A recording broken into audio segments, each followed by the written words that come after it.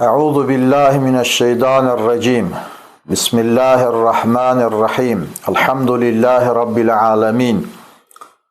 Allahumme salli salaten kamileten sallim selamen tamamen ala seyyidina Muhammed ellezî tenhallu bihil uqad ve tenfercu bihil kura ve tuğza bil havaci tunalu bihil ragaib ve husnul havatim seskhil haman ve vecihil kerim ve ala alihi ve sahbihi fi kulli lemhatin ve nefesin bi'adedi kulli ma'lumin lek.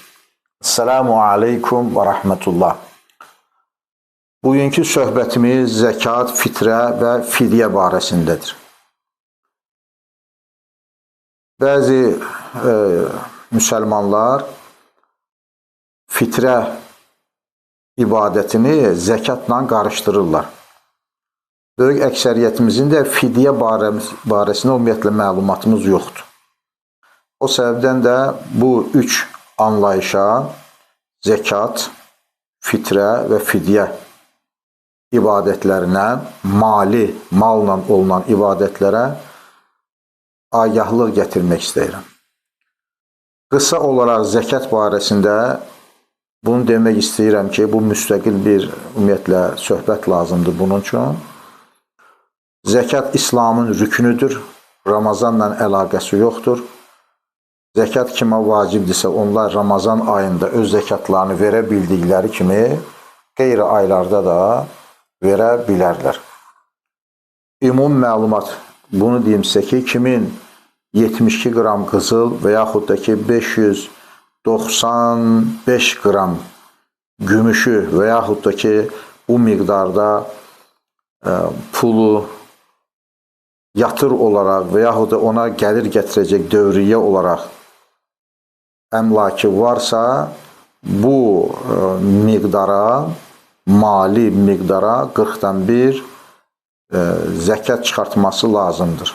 Əgər qoyunu 40 ədəddirsə, ondan 40-dan birini, 30 mal, böyük buynuzlu, böyük baş mal varsa, onun 30-dan biri, əgər 5 dəvəsi varsa, ondan 5 dəvədən bir qoyun zəkat çıxartmalıdır və dənli bitkilərdən də buğda, arpa nə əkibsə, onda ondan birini zəkat çıxartmalıdır. Yaş mala, alma, armud və s. kimi zəkat yoxdur, ata zəkat yoxdur. Quru mala, xurma kimi, kişmiş kimi bunlara zəkat vardır. Göründüyü kimi zəkat varlı adamların, imkanı geniş adamların verməsi üzərlərinə fərz olan, vermədikləri təqdirdə günahkar olacaqları bir ibadətdir. Peyğəmbərimiz əleyhissalatu vesselam Me'racda dinar və dirhəmlər, qızıllar, gümüşlər qızdırılaraq sifətinə basılan adamlar görür. Bunun kim olduğunu soruşduqda ona bildirirlər ki, bunlar mallarının zəkatlarını çıxartmayan insanlardır. Fitrə zəkatı isə, əgər zəkat sözünün qabağında fitrə varsa, yəni fitrə və ya da fitrə zəkatı ibadəti isə bu Ramazan ayına əlaqədar bir dənə mali ibadətdir. Belə ki, fitrə nədir? Fitrə bir insanın Ramazan ayında malından göstərilən məbləğ daxilində özü üçün və əmrinin altında baxması ilə mükəlləf olduğu, baxmasına məcbur olduğu adamlar üçün göstərilən miqdarda fitrə, mali bir şey çıxartmasıdır. Bundan səbəb hikmət budur ki, əvvələn oruç tutan adam gözü ilə, əli ilə, dili ilə əgər orucuna nöqsan gətirəcək əməllər edibsə, onların kəffarətidir. Digər tərəfdən də yaşam səviyyəsi, dolanışığı aşağı səviyyədə olan müsəlmanlara, insanlara yardım etmək və onların da oruç tutmalarını və bayram keçirmələrini təmin etmək üçün yardım etmək. Fitrənin məqsədi budur. Bəs fitrə kimlərə vacibdir? Kimlər verməlidir? Bir insanın qalan evi kirədə olsa da, yəni qalan ev varsa, şəxs evi olmasa da və ərzaqı və geyimi özünün və baxmasına məcbur olduğu, yəni ailə, onun barəsində məlumat verəcəyəm, ailə varsa və bundan da artıq varsa, o şəxsin üzərinə Ramazan ayında fitrə çıxartmaq vacibdir. Baxmağa məcbur olduğu şəxslər kimlərdir? Birinci özündən başlayaraq, həyat yoldaşı, sonra zövcəsi, xanımı, üsulu, yəni atası, anası, füruu, yəni uşaqları və nəvələri və bir də əgər köləsi varsa, köləsinin də fitrəsini çıxartmalıdır. Əgər özü ata-anasından ayrılıbsa, ayrı evdə, ayrı yerdə yaşırsa və ata-anasının müstəqil dolanışığı varsa, onların fitrəsini çıxartmaq məcburiyyətində deyildir. Fəzl-i kərəmindən verə bilər, əgər verməsə məcbur deyildir. Və yaxud da ki, evladları, nəvələri, əgər onlara baxmaq məcburiyyətindədirsə, onların fitrəsini verməlidir. Əgər ki, onlar ayrılıblarsa və fitrə verəcək qədər gücləri, imkanları varsa, onların da fitrəsini verməyə məcbur deyildir. Bu, öz ailəsinin, onlar da özləri üçün fitrələrini verəcəklər. Bəs fitrə kimə verilməlidir? Fitrəni və ya zəkatın 8 nəfərə verilməsi barəsində Allah-u Teala Quranda ayət buyurur. Əlbəttə, mənim sizə verəcəyim bu məlumatlar müxtəsər, yuvarlaq məlumatlardır. Çünki bunlar hüquqi, iqtisadi məsələlərdir, çox geniş mövzulardır. Mədrəsələrdə bunu biz dərs alanda və yaxud da ki, dərs oxuyanlar aylarla bu mövzuları oxuyurlar, müstəqil elmdir. Mən isə burada sizə bunlar barəsində qısa məlumat verəcəm. Fitrə verilməlidir fəqirə, miskinə, köləyə, əskərə, borclu adama və s. Fəqir kimdir? Fəqir kimə deyilir? O adam ki, onun gündəlik qazancının, gündəlik ehtiyacının yarısından az miqdarını əgər qazana bilirsə, bu adam fəqirdir. Əgər bir insanın gündəlik ehtiyacının yarısından çoxunu qazanırsa, bu adam miskindir. Bunlara fitrə zəkatı vermək olar. 10 manat gündəlik lazımdır. Fəqir 2 manat, 3 manat, 4 manat qazanır. Miskin 6-7 manat qazanır. 10 manatı tamamlaya bilmir və bunlar misal olaraq deyirəm. Bu şəxslər fitrə qəbul edə bilərlər.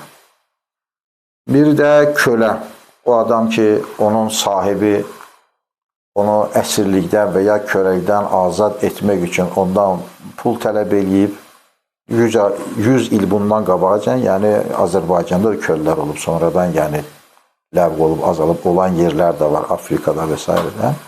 Kölə bazarları da var imiş Afrikada, mən də bu yaxınlarda bilmişəm. Müxtəsər, o kölənin azad olunması üçün bir qiymət deyilibsə, onu azad etmək üçün pul verə, üzr istəyirəm, ona fitrə zəkat verə bilərik. Digər bir şəxs borclu adamdır. Ziyan eləyib dükanında, işində, Allah göstərməsin, evində yanğın olub, əmlaki əlindən çıxıb, bankrot olub, ziyana düşüb, hacca gedib, ziyana düşüb, pulunu itirib, pul qazanmağı bir adam, məsəl ki, xaricə gedib, sənədlərini itirib, pulunu itirib, Allah bütün qəribdə olan qardaş bacılarımıza yardım eləsin. Bu şəxsləri borcdan qurtarmaq üçün, o vəziyyətdən qurtarmaq üçün fitrə və zəkat vermək olar. Əgər bir adam borca haram şeydən düşübsə, məsəl üçün dükanı var, dükanı ziyan eləyib, amma orada içki və s. bunun kimi haram şeylər də satıb onun ticarəti ilə məşğul olsa, o adama fitrə zəkat vermək olmaz. Və yaxud da ki, şərəfli bir adam, şərəfli bir nəsildən, bir alimin, xalq üçün öndər olacaq biləcək bir nəsildən, imkanı olduğu vaxtda xalqın qayğısına qalan bir şəxs nüfuzunu qorumaq üçün o iş tapana qədər, işlər düzələnə qədər belə bir şəxsə də fitrə və zəkat vermək olar. Əskərə, o əskər ki, öz malı ilə cihad edirsə, həm özünə, həm ailəsinə zəkat vermək olar. Fitrə də vermək olar. Yox, əgər geyimini, yeməyini, maaşını, ailəsini dövlət təmin edirsə, ona fitrə zəkat vermək olmaz. Haşim və Müttəlib nəslindən olan Peyğəmbərimizin özünün və əmlərinin nəslindən gələn Ali Muhammed, Peyğəmbərimizin Ali. Salavatullah salamu aleyhim əcməin. Onlara zəkat vermək olmaz. Çünki Peyğəmbərimiz Əleyhisselam buyurur ki, mənim nəslimə, alimə zəkat düşmür. Amma Peyğəmbər Əleyhisselamın nəslindən gələn seyyidlər, şəriflər, haşimilər və s. İslam dövlət quruluşunda Beytülmaldan, dövlət büdcəsindən onlara maaş bağlanmalıdır. Əgər indiki dünyadakı, dövlətimizdəki quruluşda seyyidlər, şəriflər, Peyğəmbərin ali, sırav vətəndaşlarla eyni hüquqlara malikdirsə, xüsusi imtiyazlar yoxdursa, onların dolanışını təmin etmək üçün onlara fitrə zəkat vermək caizdir, icazəlidir. Dilənən adam öz dili ilə gəlib istəyirsə ki, mənə yardım elə, Allah rızası üçün, orada ixtiyar verilir adamın özünə, qəlbi ilə baxacaq o adamın durumuna, vəziyyətinə. Əgər həqiqətən bu dilənən adamın, istəyən adamın zəkata müstəhəqdirsə, zəkat buna vermək olarsa, onu araşdırmaq, soruşturmaq ehtiyac yoxdur. Şahid axtarma ehtiyac yoxdur. Çünki qəlbin vəziyyət sənə xəbər verir ki, bu adam həqiqətən ehtiyac əhlidir. Yox, əgər o səndən dilənən adam sui-istifadə edirsə vəziyyətdən, sən qəlbin də, vəziyyət də, dünya görüşündə sənə düşünməyə imkan verirsə ki, bu adam fırıldaqçıdır, ona vermək olmaz. Bəli.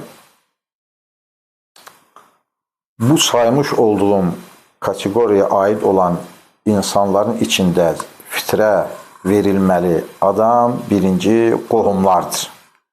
Sonra qonşularda varsa qonşulardır. Sonra yaşamış olduğun kənddə, qəsəbədə, rayonda varsa onlardır. Yox, əgər bu fitrəni və ya zəkatı alacaq haqq sahibləri yoxdursa, kənar rayonlara, kənar İslam bölgələrinə verməyə icazə vardır. O qoca kişilərin bir tabiri var idi, deyirdilər ki, evdə qalıb kənara haram deyirdilər. Haram deyilsə də, amma birinci yaxınlardan saydığım tərtibat üzərinə yaxınlardan başlayıb bu qayda üzərinə fitrə çıxarılmalıdır. Uşağa zəkat vermək olarmı və yaxud dəliyə zəkat vermək olarmı? uşağa və dəliyə birbaşa özlərinə zəkata layiq olsalar da vermək özlərinə olmaz. Onların vəlisi, himayədarı kimdirsə, onlara vermək olar ki, uşaqlar üçün və uşaq üçün və dəli üçün xərclənsin. Sual olsa ki, bəs bu fitrənin miqdarı nə qədərdir? Fitrənin miqdarı Peyğəmbərimiz əleyhissalam buyurur ki, bir sədir. Nə qədər fitrə çıxaracaq? Bir sə. Bir sə nədir? 4 müd. 4 müd nədir? Hər müd bir ovucdur. Yəni 4 ovuc. 4 ovuc buğda. Və bu da eləyir 2 kilo 166 qram. 2 kilo 166 qram buğda ilə fitrə verilir. Fitrə verilir hansı şeylərdən? Əgər verilən buğda təmin olunursa, məsəl üçün, mən İslam məmləkətlərinin, ölkələrinin bəzilərini görmüşəm ki, məscidlərin qabağına tırlarla, maşınlarla, böyük maşınlarla buğdalar gətirilir. Yəni, o təşkil olunur, fitrə çıxarılır və buğdalar aparılır, çəkilir, un olunur və verilir. Yəni, un vermək olarmı? Olmaz. Pul vermək olarmı? Olmaz. Peyğəmbər əleyhissalam zamanında pul da var, dinar da var, dirhəm də var idi, amma deməyib ki, pul verə bilərsiniz. Bəs nədən verilir? Buğdadan, düyüdən, mərciməkdən, qarğıdalıdan, pendirdən, xurmadan, bunun kimi şeylərdən. Ətdən olarmı? Olmaz. Paltar olarmı? Geyim əşyaları olmaz. Bu şeylərdən olmalıdır. Heç sünnədə pul verən, yəni bir misal yoxdur. Və yaxud da heç bir hədisdə Həzrət Rasulullahın zamanında geyim əşyaları verən yoxdur. Ət, qənd, çay kimi indi zamanımızda. Yəni, bu şeylər icazə verilmir. Ancaq saymış olduğum şeylərdən fitrə verilir. Və istəyir buğda, istəyir düyü, istəyir qarğıdalı, istəyir mərcimək, pendir, xurma, nə versə 2 kilo 166 qram çəksinə verir. Artıq olarmı? Olar. Əksik olarmı? Bəzi kitablarda əksik rəqəmlər də verilib 2 kiloya qədər. Bu adam öz imkanına baxsın, yəni bu göstərmiş olduğumuz bu rəqəmin altına düşməsin çalışdıqca. Və bir adam əgər ki, soruşsa bizdən ki, nə verək? Çünki bəzi adamlar pul verməyə vərdişdirlər, belə görüblər, belə eşidiblər, bəzən bunu müdafiə eləyən tərəflər də vardır. Biz kitabda olanı deyirik sizə.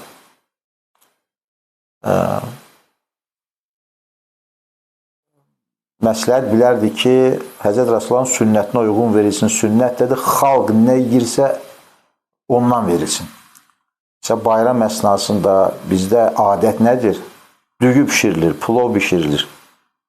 Düyü vermək məsləhətə uyğundur. Amma 10 kilo, 20 kilo düyü verirsə, versin, yəni də olur.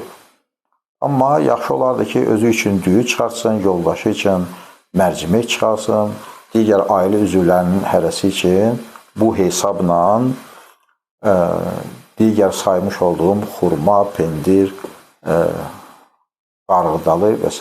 bunlardan da mərcimək çıxarta bilər.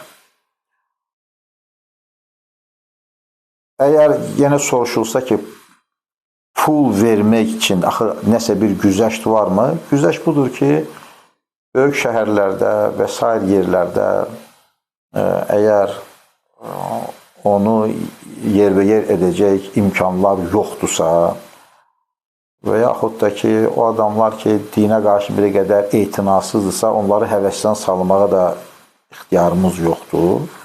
Biz qaydanı deyirik və orada bəzi alimlərin pul vermək olar fətvasında nəzərə alaraq deyirik ki, kimlər də pul versə, vermin deməyə ixtiyarımız da yoxdur. Amma çalışdıqca bu işin üsulu, qaydası sizə zikr etmiş olduğum tərtibat üzrədir. Yeri gəlmişkən onu da deyək ki, bəzi adamlar fitrəni də çıxartanda güya ki, Allaha borc verirlər.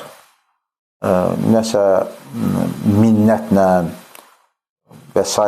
şəklində onu mən belə vermək istəyirəm, verirəm Allah qəbul etsin deyərək etinasız, laqeyd. Bu ibadətdir. İbadəti çalışıb lazımınca gözəl etmək lazım. Bir adam tələsirsə və ya dəstəmazı sıxnaqdırsa, o adam pötür namaz qıla bilməz ki, üçün dəstəmazını alsın, gözəl qılsın. Nə oxuyacaqsa, namazın içərisində əlhəm bilmir ki, o mahnı oxuya bilməz ki. Hər ibadətin öz üsulu var, qaydası var. Dəstəmaz almağı su olmasa torpağın təyyəm eləyə bilərsən. Pul da bunun kimidir. Əgər imkan yoxdursa bu şeyləri verməyə, pul da verə bilərsən. Amma çalışdıqca bu demiş olduğum tərtibat üzərinə verilməlidir. Fitrə. Fitrənin çıxarılma vaxtı nə vaxtı? Fitrənin çıxarılma vaxtı Ramazan ayının 1-ci gündən etibarən bayram namazında namaza Allah Əkbər deyib qılana qədər, girənə qədər. 1-ci gündən də fitrə vermək olar Ramazan ayı. 1-ci, 2-ci, 5-ci, 10-cu, 20-ci və hakeza. Çünki bunlar bizdən soruşur. Onun üçün rəqəmləri deməklə düşüncələri bir qədər özümə cəlb etmək istəyirəm. İstənilən gündə fitrə vermək olar. Amma əsasən Ramazanın sonuna yaxın insanların yadına düşür və tələsiyə düşürlər. Yəni genişlik vaxtda Ramazanın istənilən gündə fitrə çıxarda bilərsiniz. Amma Ramazanın axırıncı orucu bitdikdən sonraki Ramazan ayı bitibdir. Məğrib azanından etibarən Şəvval ayıdır. Səhər ki, bayram namazı qılınacaq. Həmin vaxtdan etibarən fitrə fərzdir, vacib olur. Və bayram namazına qədər də vermək lazımdır. Bayram namazından sonra qəzaya qalır və o əda yox, qəza kimi onu verəcək, savabı da az olacaq. Onun üçün də mən də bu çəkilişi bir neçə gün qabaqdan edirəm ki, məlumatınız olsun deyə və fitrələrinizi çıxardasınız deyə inşallah. Bir də fidyə vardır. Mən konspekt eləmişəm bu mövzuları. Çünki yenə deyirəm, böyük mövzulardır, çox içərisində qarışıq məsələlər də var. Biz həmişə onu körpə uşağa yeməyi hazırlayıb verən kimi çox rahat üsulunu çalışıram ki, bu söhbətləri o istiqamətdə edək. İndi fidyə barəsində sizə məlumat verəcəm. Fidyə nədir? Fidyə tutulmayan orucların bəzi hallarda cəriməsidir. Niyə bəzi hallarda cəriməsidir? Çünki hər oruç tutmayan fidyə verə bilməz. Fidyəni özünü vermək də bir nemətdir. Adam var ki, Allahın heç fidyəsini də qəbul edəmir, yəni istəmir fidyə versin və ya da onu azad edir fidyədən ki, verməyə bilər. Fidyənin miqdarı nə qədərdir? Fidyənin miqdarı bir ovuc, ona bir müd deyilir. Bayaq saymış olduğum ərzaqlardan hər gün üçün bir ovuc. Bəs fidyəni kim verməlidir? Fidyə cəriməsini kim verməlidir? Birinci, əldən düşmüş qoca. O adam ki, qocadır, oruç tutsa səhhətində problem olur, haldan düşüb, belə qoca şəxs, qadın, kişi oruclarını tutmaqla nə Ramazan xaricində mükəlləf deyildir, ancaq fidyə verməlidir. Hər günü üçün bir ovuc, 30 gün üçün 18 kiloqram. İkinci hal, hamilə və uşaqlara süd verən qadınlar. Hamilə olduğu müddətdə hamiləliyinə ziyan olacağını, zəif düşəcəyini düşünürsə, belə qadınlar oruç tutmaya bilərlər. İkinci, uşağa süd verən qadınlar oruç tutulağı təqdirdə uşağa, körpəyə ziyan olacağını, südün azalacağını düşünürlərsə, oruç tutmaya bilərlər. Amma fidyə verməlidirlər. Bir qadının uşağa süd verməsi, hamiləliyi, süd verməsi 3 il çəkə bilər. Çünki 9 ay hamiləlik devridir, 2 ildə süd verməlidir şəriət qaydalarınca. 3 il məsəl üçün oruç tutmamaq ehtimalı var. Amma 3 ildən sonra həmin tutmadığı orucların qəzasını tutmalıdır. Günə-gün qəzasını tutmalıdır. Amma fidyəni o vaxta qədər gecikdirmək olmaz. Fidyənin vaxtı nə vaxtı? Ramazan ayında, indidən başlayaraq gələn il Ramazan ayına qədər. Ramazan ayına qədər fidyə verilməlidir. Bu mövzularla əlaqədar bir neçə sual var. O sualda inşallah ki, sualları da cavablandırmaq istəyirəm. Məsəl üçün, bir insan qeyri-müsəlman dövlətdə doğulub, müsəlman deyil, kafirdir, müşrikdir, hər nəsə. Və yaxud da ki, elə müsəlman dövlətdə olub, amma almış olduğu ailə tərbiyəsi və s. Ətraf mühit təsir edib ona kafir kimi yetişib. Amma yaşının hər hansı bir vaxtında İslamı qəbul edibsə, o şəxsin boynunda oruc qəzası, namaz qəzası da yoxdur və fitrə və fidyənin də kəfarəsi yoxdur. Bu uşağa da aiddir. Bir uşaq 13-14 yaşına qədər uşaqlıq devrində oruç tutmayıbsa, sonraki illərdə uşaqlıq devrinin oruclarını da tutmamalıdır, azaddır və fidyə də verməklə yükümlü deyildir. Bir insan müsəlman olubsa, amma yaşının bir həddində İslamdan çıxıbsa, mürtəd olubsa, İslamdan çıxdığı müddətdə, mürtəd olduğu müddətdə tutmadığı orucları və qılmadığı namazları boynunda qalır, günahkar olur və nə vaxtsa İslamiyyəti qəbul etsə, namazlarına başlayıb oruclarını tutduğu kimi, mürtəd olduğu devirdəki namazlarını da, oruclarını da bu şəxs tutmalıdır. Digər bir sual budur ki, bir insan xəstə olsa boynundakı Ramazanla əlaqədar vacibatlar hansıdır? Bir insan xəstələnib və oruç tuta bilmir, yaşından asılı olmayaraq, ölən günə qədər xəstəliyi davam edibsə, o oruclardan azaddır, fitrə verilməlidir, fidyə verilməməlidir, fidyədən azaddır. Bəli. Digər bir sual, bəs fidyə nə vaxta qədər verilməlidir? Bu ayaqları izah etdim ki, fidyə gələn Ramazana qədər verilməlidir. Bir adam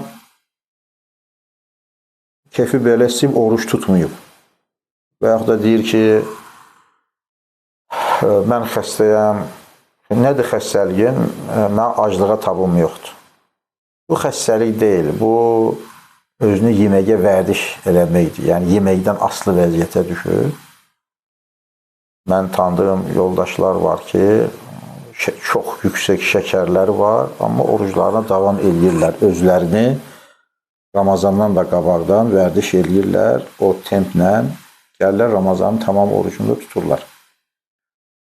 Belə adamlar müraciət edirlər ki, bizə mən tutmadığım oruclar üçün fidyə verə bilərəmmi, kiməsə iftar verə bilərəmmi? Fidyə o adama düşmür, fitrəsini verəcək. Tutmadığı oruclar üçün günahkardır. Amma fidyə verə bilməz. Allah onun fidyəsini qəbul etmir. İftar versə, sədəqə versə, kiməsə kömək eləsə, o ayrı müstəqil savabdır. Amma namazlarının cəzası olaraq fidyə onu təmizləməyəcək. Belə adamlar ancaq atəş təmizləyəcək. Bəli. Və bir yaxud da deyək ki, fidyənin miqdarı bir müddür, bir ovucdur. 30 gün üçün 18 kiloqramdır. Hansı şeylərdən verilir? Hansı şeylərdən ki, fitrə verilir, o şeylərdən də fidyə verilir. Söhbətimizin burasında bir digər məsələ var, onu da qeyd etmək istəyirəm. Kəffarə ilə əlaqədar. Bir insan Ramazan ayında oruc olduğu vaxtda əgər orucunu cinsi yaxınlıqla pozubsa, bu insanın etməsi lazım olan iş kəffarədir. Cəza olaraq kəffarədir. Kəffarə bir qulu azad etməkdir. Həm Ramazandan sonra həmin günün bir gün qəzasını tutacaq, həm də bir qul azad edəcək. Qul azad etmək imkanı indi yoxdur. Onu edə bilmirsə, ola bilər ki, kimsə Afrika ilə, hansı dövlətlə əlaqəsi var, azad edə bilirsə orada, xub eləsin. Amma biraz bu ağla batan məsələ deyil. İkinci isə bir gün qəzasını tutacaq, 60 gün isə cəzasını tutacaq. Ard-arda fasilə vermədi. Əgər arada fasilə verilib, axırıncı gündə olsa, oruç tutmasa, 59 tutub, 60 gündə oruç tutulmasa, həmin gün içində 60 gün kəffarə tutacaq. Əgər buna gücü çatmırsa, qocadırsa, xəstədirsə, 60 adamı, kasıb adamı yedirtəcək. İndi ola bilər ki, bəzilər bunu yeni eşidir, nə məcburdur, oruc olduğun halda belə. Yəni, sərsəm hərəkətlər eləyən manyak adamlar var. Düşüncəsiz işlər görür. Şəriət də o məsələni başdan bu şəkildə qoyub ki, məsuliyyətsiz işlər olmasın deyə. Onsuz Ramazandan oruç tutmaqdan məqsəd nədir? Yeməkdən, içməkdən və cinsi yaxınlıqdan özünü qorumaqdır. Ki, oruc olsun deyə. Bir insan da əgər özünü qorumayıbsa, yeməklə orucunu tutmayanların fitrəsi, fidyəsi, qəzası bu şəkildədir. Amma orucunu cinsi yaxınlıqla pozan adamın da cəzası bu şəkildədir. Allahümmə inna əsəlükə imanən daimən və əsəlükə qalbən xaşiyən və əsəlükə ilmən nafiyən və əsəlükə yaqinən sadiqən və əsəlükə dinən qayyimən və əsəlükə l-afiyyətə min kullu bəliyyə və əsəlükə tamaməl afiyyə və əsəlükə şükrə aləl afiyyə və əsəlükə ğina anin nas velhamdülillah rabbil alemin.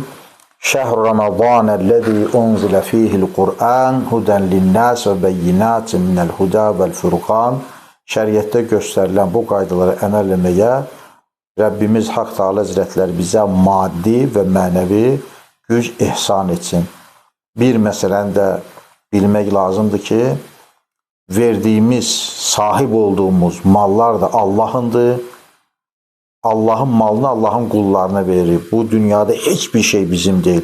Heç kim də qazandığını özü ilə qəbirə apara bilmir. Qəbirdə özü ilə yoldaş olsun deyə eramızdan 1000 illər qabaq yaşayan firavunların da qəbirdə apardıqları onlara kömək olmuyor. O səbəbdən də bu günlər canımız, səhhətimiz, malımız yerindəsə, yolundasa əlimizdə olan imkanlardan istifadə edək Allahın rızasını qazanmaq üçün və axirət aləminə bizə fayda verəcək şeylər əldə etmək üçün. Esselamu aleykum və rəhmətullah.